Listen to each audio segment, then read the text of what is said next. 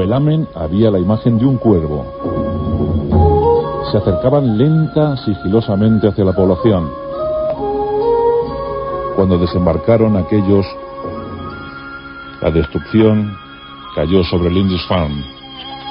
Fue lo que consideramos el arranque oficial para la era de los vikingos.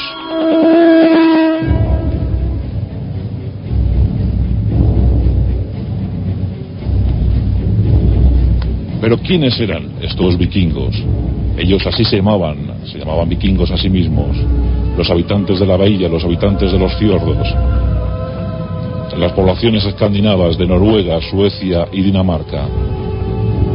Los germanos le llamaban hombres de fresno. Los francos le llamaban normandos, los hombres del norte. Los ingleses daneses o paganos. Los irlandeses, los habitantes del país de los 1000 lagos. Los musulmanes occidentales le llamaban mayus. Mayus más o menos venía a significar bárbaros infieles. Y los musulmanes orientales le llamaban los hombres del mar del Báltico.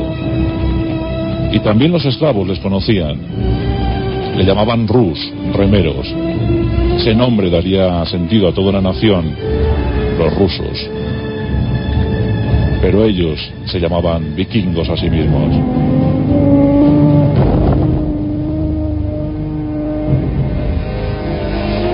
Vamos a ubicarles en el contexto geográfico europeo. Como os he dicho, debemos buscar la zona de Escandinavia, la Escandinavia. Una unidad de lengua y creencias hace nacer a los vikingos. Ya eran conocidos en tiempos de los romanos por aquellas magníficas naves arqueadas en proa y popa. Los vikingos eran en origen comerciantes, agricultores y también salteadores. En los siglos V y VI se vivió una época feliz donde germinó una cultura floreciente, donde los druidas celtas les enseñaban los caracteres rúnicos y donde la sobrepoblación empezaba a ser un peligro. En el siglo VIII, a mediados de ese siglo VIII, los vikingos deciden tomar una actitud, la de la exploración, la del viaje, la del saqueo. Deben buscar nuevas fronteras. Calculan los historiadores que a mediados de ese siglo VIII la población de los vikingos ascendía a más de 1 millón de personas. Para aquellos territorios congelados en el invierno y con la escasez consiguiente, era demasiada población. Debían volar, mejor dicho, debían navegar.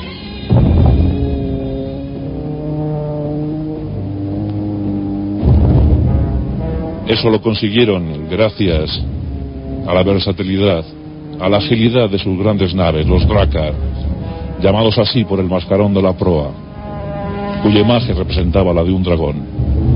Los barcos del dragón, unas naves construidas con madera de encina, cuyos remos eran de madera de pino. A bordo de esos barcos los vikingos surcarían los mares y durante más de 3 siglos azotaron a las diversas poblaciones con las que se encontraron. Leemos las crónicas anglosajonas. Nos hablan de las primeras incursiones vikingas en el año 785. Aunque el mejor asalto, el más grande asalto, fue el de Lindisfarne, ese 8 de junio del 793. Es la fecha que se considera como el inicio de la era vikinga. Una era vikinga que duraría más o menos hasta el 1066. Con las batallas de Stamford Bridge y Hastings terminaría la dominación vikinga. Aunque quedarían residuos, quedarían grupos asentados en diversos territorios europeos. Los vikingos eran extraños, eran fanáticos, aguerridos, valientes hasta la temeridad. Hablemos de sus ataques, hablemos de su forma de controlar el espacio que pretendían dominar. En principio, los vikingos suecos fijaron su mirada en el oriente. Los eslavos se encontrarían con ellos, comerciarían con ellos, sufrirían sus asaltos. Aquellos rus, aquellos remeros, pronto harían estupendas incursiones por todo el mundo eslavo. Los noruegos se fijaron en las islas británicas, Irlanda, posteriormente Islandia. Los daneses optaron por la zona norte de Francia, hasta que consiguieron imperar un ducado, el ducado de la Normandía, el territorio de los hombres del norte.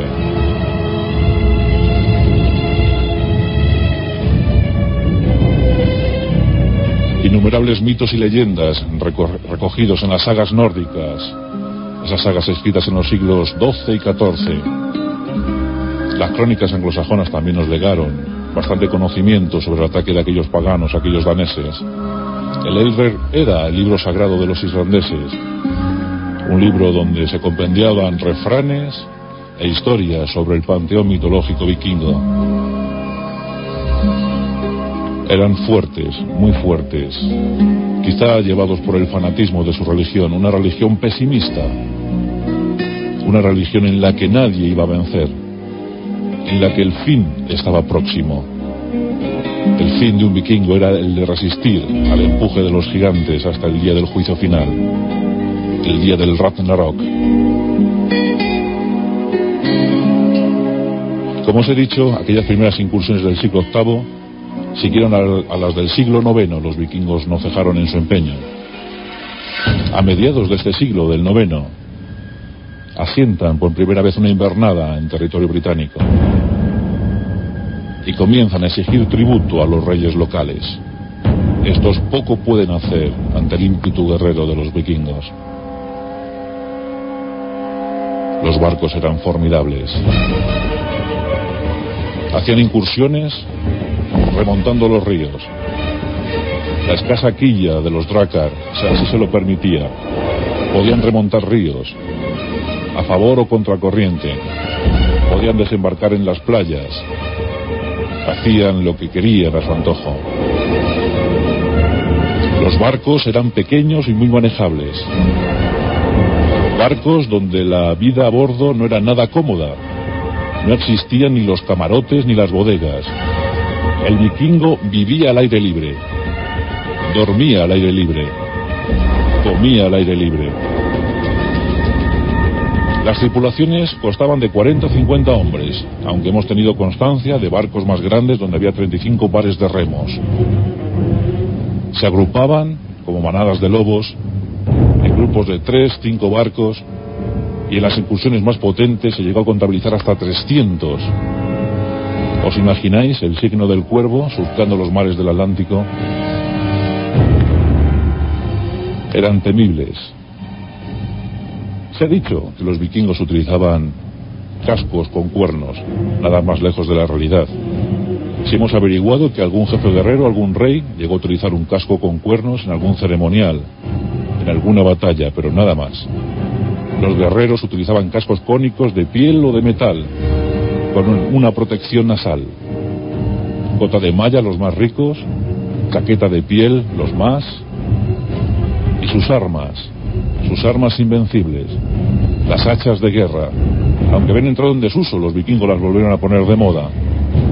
Hachas cuya longitud era de más de 1,5 metros. Espadas de doble filo, consagradas a su dios de la guerra, a su dios del orden marcial, Tyr. Arcos que cuenta la leyenda. Su cuerda era de pelo de mujer. Decían que era lo mejor para disparar las certeras flechas. También lanzaban piedras, lanzaban saetas, jabalinas. Nada les impedía el avance. En el arte militar se recuerda a los vikingos por aquellas murallas de escudos. Los vikingos avanzaban en tierra, con paso firme, muy decidido. Los mejores guerreros juntaban sus grandes escudos e iniciaban una fila recta, avanzando, mientras que por detrás tropas auxiliares lanzaban jabalinas, piedras, todo lo que se ponía a su alcance. El destrozo en el enemigo era más que considerable. y así fueron devastando, pero también explorando. Pronto, después de haber arrasado el norte de Francia y las Islas Británicas, se fijaron en Irlanda, y hasta la bella Isla Verde, la bella Isla Esmeralda llegaron, aquella que no habían podido dominar los romanos. Fue dominada en buena parte por los vikingos, donde fundaron Dublín. Algunos irlandeses escaparon, y escaparon rumbo a Islandia, y los vikingos también fueron rumbo a Islandia, donde lograron un asentamiento de más de 20.000 personas. En el año 982, un rey local, en claro desacuerdo con las normas imperantes en Islandia, flota unos cuantos barcos y se dirige hacia lo que se conoce hoy como Groenlandia. Eric el Rojo, año 982, Groenland, la Tierra Verde. 10 años más tarde, su hijo Ilg llegaría a la península del Labrador y a Terranova, donde se enfrenta por primera vez a los amerindios, a los que llama hombres feos. Aquellos vikingos tan salvajes llamando hombres feos a los amerindios. Es el descubrimiento oficial de América, año 992. 500 años más tarde, Cristóbal Colón daría vitola de credibilidad a lo que ya habían tocado los vikingos. Pero también hicieron incursiones por el Mediterráneo. Intentaron 4 invasiones en Galicia. Desde el 846 al 1038 las costas gallegas sufrieron el ataque, el empuje, el brío de los vikingos. La ría de Arosa podía contar muchas historias. Los gallegos desde su rey Ramiro I combatieron muy bien. Surcaron las aguas del Guadalquivir, llegaron a Sevilla, donde la tomaron por unas horas. Los musulmanes les combatieron bien. Y surcaron el Mediterráneo tocando puntos como Ibiza, como Sicilia. Llegaron a Constantinopla. En la catedral de Santa Sofía se puede ver una inscripción del siglo IX donde se dice: Godric estuvo aquí. Un turista del siglo IX con forma de vikingo. Eran insaciables, querían conseguir botín a toda costa, pero también tenían una vida religiosa, una vida interior, una vida extraña. En el panteón religioso de los vikingos, en lo más alto se encontraba Odín, el padre de todos los dioses, el dios de un solo ojo. El otro lo había cedido, lo había perdido, a cambio de beber en el pozo de la sabiduría. Odín lo dominaba todo gracias a sus 2 cuervos. Los cuervos eran los ojos y los oídos de Odín. Este cada mañana los lanzaba al aire y al cabo del tiempo volvían con las noticias de los humanos. Odín no comía, pero sí en cambio ofrecía las vituallas, las viandas que le ofrecían sus siervos a sus 2 lobos más queridos, aquellos que estaban postrados a los pies de Odín, a los pies del dios más poderoso. Odín tenía un hijo adorado por los vikingos, Thor, el dios del trueno. A Thor se le negaba el privilegio de vivir en el Asgard, porque cada vez que pisaba, los truenos se apoderaban de Asgard. Vivía en un palacio cercano, un inmenso palacio cercano. Dios odiaba al país de los gigantes, los enemigos acérrimos de los dioses vikingos. Contaba con su martillo, que era lanzado a forma y manera de boomerang, con su guante mágico que le permitía recibir el impacto del martillo. También tenía su famoso cinturón de poder.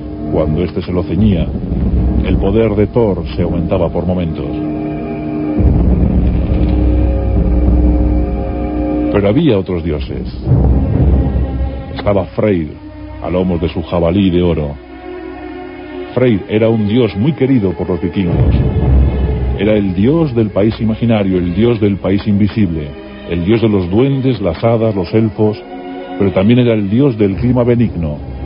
Cuando había clima benigno en la Escandinavia, todos se lo achacaban a Freyr. Y estaba Tyr, el dios de la guerra, el dios del orden marcial, aquel al que encomendaban sus almas los vikingos antes de entrar en combate, cuyas espadas eran grabadas con el nombre Tyr. Belder, uno de los hijos favoritos de Odín. Belder, decían los vikingos, que era el llamado a suceder a Odín después del Ragnarok, después del juicio final, después del último día. Asgard era un país extraño, el país de los dioses. Los vikingos creían que los 9 mundos conocidos estaban entre las ramas de un gran fresno universal, el fresno del equilibrio universal, porque debéis saber que al principio fue el caos, pero en medio de ese caos hubo una grieta, y en esa grieta hubo 2 países, uno lleno de hielos y de arroyos, y de oscuridad, absoluta oscuridad, y otro lleno de luminosidad, de calor, de buen refugio, y allí un gigante con su espada de fuego, blandiéndola, lanzaba llamaradas contra los bloques de hielo del país de la oscuridad, y cada llamarada, cada chispa provocó un mundo, y así fueron 9. Y en las raíces del fresno universal había 3. En una de ellas, la central, había una serpiente, Nimrod. Nimrod estaba royendo constantemente las raíces del fresno. Ella y sus crías sabían perfectamente que algún día conseguirían que la raíz cediera, y así el fresno caería, provocando el Ragnarok. En otra de las raíces se encontraba Asgard, el país de los dioses. En ese país Odín tenía varios palacios. Valhall, allá donde estaba el trono imperial de Odín. También estaba el Valhalla, donde iban los mejores guerreros. Dentro del Valhalla, un inmenso bosque, cuyos árboles tenían hojas rojas de oro. Y Glansheim, donde se reunían todos los dioses, a esperar el día final, el día en el que todos los dioses vikingos se enfrentarían a las fuerzas del mal, a las fuerzas de los gigantes encabezadas por Loki. Y ese día, algún día, tendría que suceder. Heimdall, el guardián del puente del arco iris que va hacia Asgard, protector de los dioses, sería el encargado de avisar cuando sucedería ese Ragnarok. El día que sucediera, todos morirían, dioses, humanos, bestias, seres malignos, todos acabarían. Pensando muchos que Belder, el elegido de Odín, el favorito de Odín, el dios de la belleza, el dios de la luz, el dios de la verdad, resucitaría después de la gran batalla, para entregar a la humanidad, para entregar a la tierra momentos de luz, momentos de verdad, momentos donde los supervivientes serían felices. Los vikingos creían en su fatalidad, creían que su único motivo de existencia en la tierra era luchar hasta el final, sabiendo que el final era la muerte. Pero cuando un vikingo moría empuñando su espada, estaba tranquilo, sabía que Freya, la gran diosa, la jefa guerrera de las valquirias, bajaría cabalgando su caballo al campo de batalla. Las valquirias tomarían las almas de los mejores guerreros vikingos y las elevarían hasta el Valhalla. Allí grandes festines con hidromiel y estupendas comidas, esperando el Ragnarok, esperando el día de la batalla final. Las valquirias eran hermosas doncellas, eran conscientes de la misión, no podían elegir a cualquiera, solo debían ser elegidos los valerosos. Ellos combatirían al lado de sus dioses, ellos eran los elegidos para morir una vez más.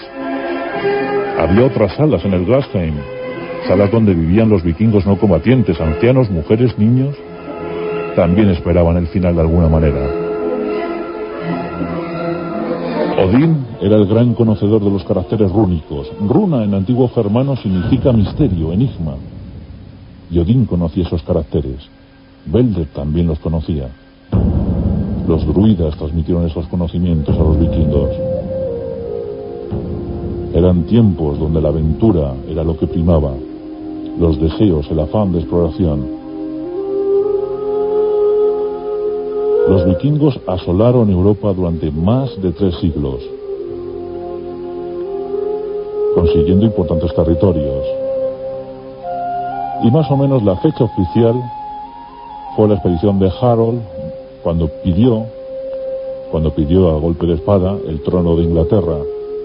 Recordamos la batalla de Stamford Bridge, en el norte de Inglaterra, y la de Hastings, la famosa batalla de Hastings contra los normandos, aquellos arqueros de Hastings.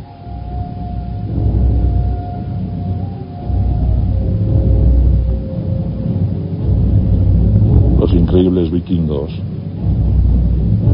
descubrieron América, tomaron posesión de Inglaterra, se aliaron en ocasiones con los escoceses, con los galeses, riñeron con los irlandeses, hicieron frente a los francos. Carlomagno tuvo que fortificar toda su costa, y aún así, a la muerte de este, con el reino franco muy dividido, consiguieron llegar a París y arrasarlo. Los terribles guerreros vikingos, aquellos festines con su hidromiel y aquellos drácar fastuosos, maravillosos. Era impresionante la visión de un drácar, su mascarón de proa, el mascarón del dragón, los escudos vikingos a babor y estribor, y en a bordo 40, 50, 60, 70 hombres determinados a la victoria, determinados a explorar lo ignoto, determinados a conseguir sus fines. Y así los vikingos desaparecieron para la historia. Nos queda de ellos sus runas, su Eldereda, sus sagas nórdicas y la impronta que dieron al carácter europeo. Todos aprendieron a defenderse de los vikingos. Todos de alguna manera desarrollaron una unidad nacional pensando que el enemigo estaba fuera. Los vikingos de alguna manera también contribuyeron a esto que se llama Europa. En nuestros pasajes de la historia, hoy han sido los protagonistas, aquellos vikingos y su extraña forma de vida. En Onda Cero.